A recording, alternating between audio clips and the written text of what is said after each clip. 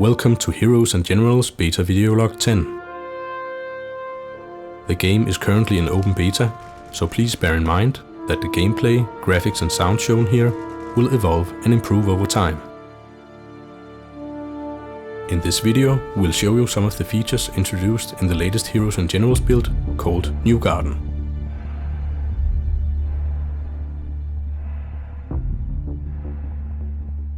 We're in the progress of updating the entire game's user interface. The goal with the revamp is to make the UI easier to use and faster.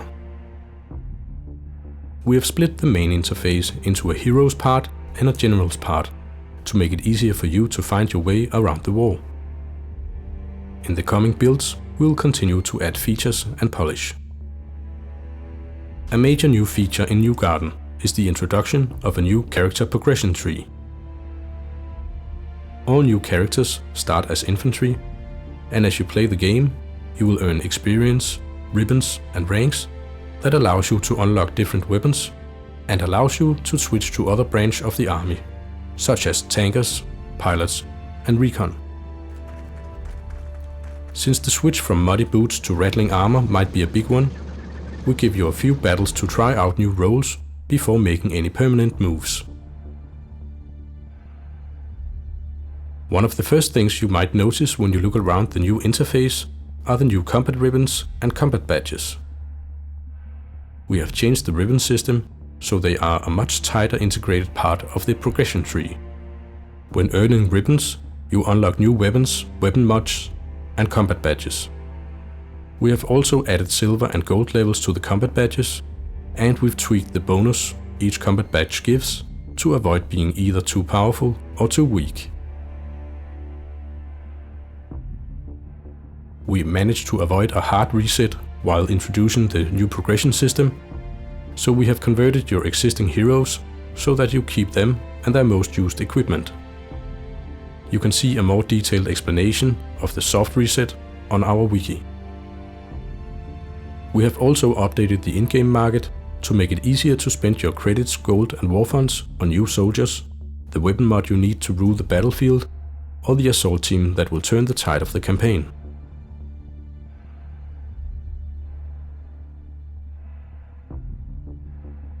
The airfield map has been given a major overhaul. On the campaign map, you will notice that there are now up to 4 access points, leading to the possibility of more tactical maneuvering. Once your soldiers make their way onto the battlefield, they will have to capture 3 objectives: a hangar, the control tower, and one of the fighter dispersal pens.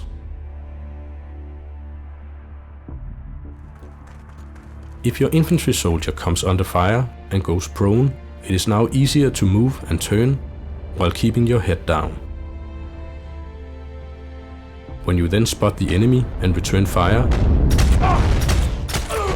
you will now get better audio-visual cues as to when the server confirms that your shots has hit the enemy soldier. Speaking of firing at the enemy, we have also updated a lot more of the weapon sounds to include the Maschinengewehr 42, Maschinenpistole 40, the US and German pistols, the Panzerfaust 60, the bazooka, and last but not least, the US M1919 machine gun. Another much requested feature from the community is the rotation of battlefields on the campaign map. In the previous versions, you could count on having to cross a river when attacking the town map from the west, and not having to do so if attacking from the east. We have now rotated some of the battlefields across the campaign map to give a more even distribution, and we think that you will agree that this gives the maps a whole new feel. The in-game map is kept at the same rotation to make it easier to learn the lay of the land.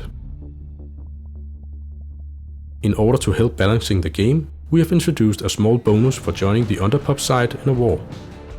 We are currently investigating how we can most effectively improve balancing for all. That's all for now. Let us know your thoughts on the new update in the forums at heroesandgenerals.com or on the game's Facebook page. We hope you like the changes. Play the game now at heroesandgenerals.com.